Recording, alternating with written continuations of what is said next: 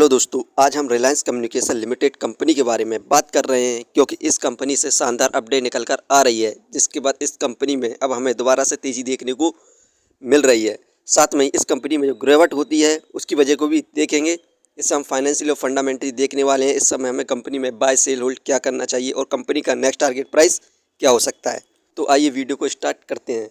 दोस्तों, Reliance communication limited company का share price अभी ₹1.16 चल रहा है। आज के दिन इस कंपनी में हमें 3.57% के रिटर्न्स देखने को मिल रहे हैं। इस कंपनी का शेयर प्राइस ₹1.11 पर स्टार्ट हुआ था। वहीं पर 5 साल में इस कंपनी में शानदार गिरावट देखने को मिली। लगभग 44.76% की गिरावट हो चुकी है 5 साल के अंदर। हाईएस्ट प्राइस ₹4.45 गया था। और वहीं पर बात करें इस कंपनी के सपोर्टिंग रेसेस की, जो कि ₹1.05 है। इस लेवल पर न्यू इन्वेस्टर बाय कर सकते हैं और अच्छे खासे रिटर्न्स प्राप्त कर सकते हैं। दोस्तों, इस कंपनी से जो अपडेट निकल कर आ रही हैं उन्हें हम देखते हैं। पहले हम इस कंपनी से जो बैड न्यूज़ निकल कर आ रही है उसे हम देखते हैं। यहाँ पर ईडी के द्वारा अनिल अंबानी की कंपनियों के 13 बैंक अकाउंट को सीज कर दिया गया है फीमा वायलेंस केस में। यहाँ पर टोटल संपत्ति 54.8 करोड़ इन बैंक अकाउंट में थी और यह केस में फीमा सेक्शन 36 के तहत यहाँ पर बैंक अकाउंट को फ्रीज किया गया है।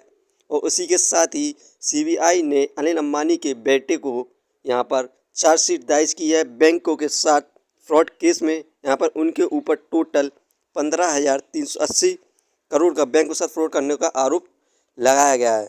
दोस्तों, ईडी ने अभी तक अनिल अंबानी और उनकी प्रॉपर्टियों को 8,997 करोड़ को जब्त कर लिया गया है। उनके ऊपर मनी लॉन्ड्रिंग केस, इन्वेस्टिगेशन और बैंक के साथ फ्रॉड केस में यहाँ पर टोटल 17,000 करोड़ की बैंक के साथ फ्रॉड केस में यहाँ पर ईडी के द्वारा छानबीन की जा रही। यही कारण है कि इस कंपनी में हमें लगातार गिरावट देखने को मिलती है जब इस केस की यहाँ पर डेट को इंक्रीज़ बढ़ाया जाता है कोर्ट के द्वारा।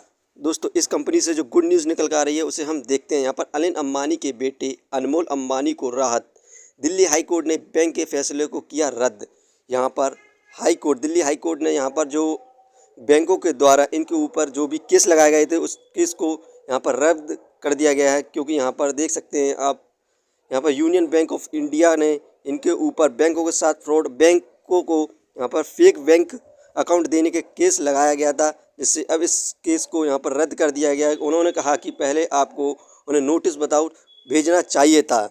इसके बाद हमें इस कंपनी में ज़बरदस्त तेज़ी देखने को मिल रही है। इस कंपनी को हम फंडामेंटली देखें तो मार्केट कैपिटलाइजेशन 313 करोड़ एक पेनी स्टॉक से, इसलिए इस कंपनी की मार्केट बहुत कम है। Depth of equity 0.49। इस कंपनी में बहुत तगड़ा डेप्थ है। ये एक बैंकरप्ट कंपनी है जो कि 2019 में हो चुकी थी। Return of equity 0.22%। ये हमें पर ईयर लगभग 1% के रिटर्न्स भी प्रोवाइड नहीं कर पा रही है, क्योंकि 5 साल से इस कंपनी में लगातार गिरावट देखने को मिल रही है। अर्निंग पर शेयर 36.67 नेगेटिव में चल रहा है। डिविडेंड प्रोवाइड नहीं कर रही है। Book value 349.79। इस कंपनी का बुक वैल्यू भी नेगेटिव में है। Face value 5। इस कंपनी के फंडामेंटल बिल्कुल भी ठीक नहीं है। इसे फाइनेंशियली देखिए क्वार्टरली बेसिस पर तो सितंबर में 2,286 करोड़ का लॉस हुआ। दिसंबर में इंक्रीज़ हुआ 2,379 करोड़ हुआ। मार्च में 2,502 करोड़ हुआ, इंक्रीज़ हुआ। जून में इंक्रीज़ हुआ 2,560 करोड़ हुआ। सितंबर में इंक्रीज़ हुआ 2,701 करोड़ हुआ। यहाँ पर क्वार्टरली बेसिस पर इस कंपनी का लॉस इंक्रीज़ होता जा रहा है और ये फाइनेंशियली और फंडामेंटल बिल्कुल भी ठीक नहीं है। और यहाँ पर इस कंपनी पर ज़बरदस्त केस चल रहा है, जिसके बाद हमें इस कंपनी में इस केस की डेट को इंक्रीज़ किया जाता है। उसके बाद इस कंपनी में हमें गिरावट देखने को मिलती है। यदि कोई इस कंपनी पर इन्वेस्ट करना चाहता है तो कृपया इस समय बिल्कुल भी ना करे। दोस्तों, ये वीडियो सिर्फ एजुकेशन पर्पस के लिए थी। यदि आप किसी भी कंपनी या स्टॉक में इन्वेस्ट करते हैं तो एक बार अपने फाइनेंसर्स और एक्सपर्ट की सलाह जरूर लें। यदि कंपनी के बारे में जानकारी सही लगी हो तो हमारे चैनल को सब्सक्राइब करें, जिसका नाम है स्टॉक एनालिसिस। धन्यवाद।